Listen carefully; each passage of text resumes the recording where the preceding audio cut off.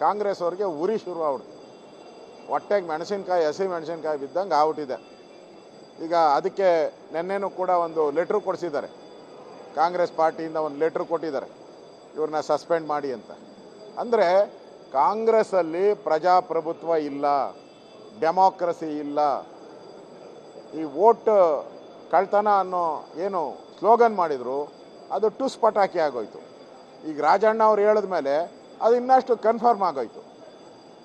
ಅದಕ್ಕೆ ತಲೆದಂಟ. ಸತ್ಯ ಹೇಳಿದ್ರೆ ಕಾಂಗ್ರೆಸ್ ಅವ್ರಿಗೆ ಆಗಲ್ಲ. ಅದಕ್ಕೆ ರಾಜಣ್ಣ ಅವ್ರ ತಲೆದಂಡ ಆಗಿದೆ. ರಾಜಣ್ಣ ಅವರು ಒಬ್ಬ ಎಸ್ ಟಿ ಕುಟುಂಬ, ವಾಲ್ಮೀಕಿ ಜನಾಂಗದಿಂದ ಬಂದಂಥವ್ರು. ಆ ಇಡೀ ಸಮುದಾಯಕ್ಕೆ ಕಾಂಗ್ರೆಸ್ ಪಾರ್ಟಿ ದ್ರೋಹ ಬಗ್ದಿದೆ.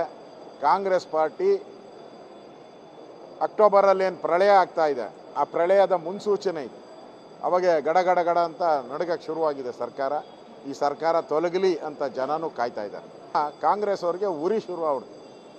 ಹೊಟ್ಟೆಗೆ ಮೆಣಸಿನಕಾಯಿ, ಹಸಿ ಮೆಣಸಿನಕಾಯಿ ಬಿದ್ದಂಗೆ ಆಗ್ಬಿಟ್ಟಿದೆ. ಈಗ ಅದಕ್ಕೆ ನಿನ್ನೆನೂ ಕೂಡ ಒಂದು ಲೆಟ್ರು ಕೊಡಿಸಿದ್ದಾರೆ. ಕಾಂಗ್ರೆಸ್ ಪಾರ್ಟಿಯಿಂದ ಒಂದು ಲೆಟ್ರು ಕೊಟ್ಟಿದ್ದಾರೆ, ಇವ್ರನ್ನ ಸಸ್ಪೆಂಡ್ ಮಾಡಿ ಅಂತ. ಅಂದರೆ ಕಾಂಗ್ರೆಸ್ಸಲ್ಲಿ ಪ್ರಜಾಪ್ರಭುತ್ವ ಇಲ್ಲ, ಡೆಮಾಕ್ರಸಿ ಇಲ್ಲ.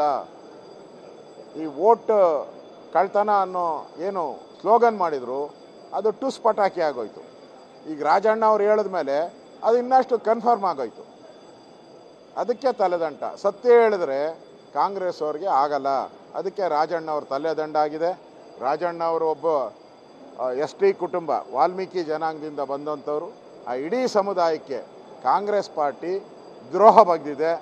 ಕಾಂಗ್ರೆಸ್ ಪಾರ್ಟಿ ಅಕ್ಟೋಬರಲ್ಲಿ ಏನು ಪ್ರಳಯ ಆಗ್ತಾ ಇದೆ, ಆ ಪ್ರಳಯದ ಮುನ್ಸೂಚನೆ ಇದೆ. ಅವಾಗೆ ಗಡ ಅಂತ ನಡುಗಕ್ಕೆ ಶುರುವಾಗಿದೆ ಸರ್ಕಾರ.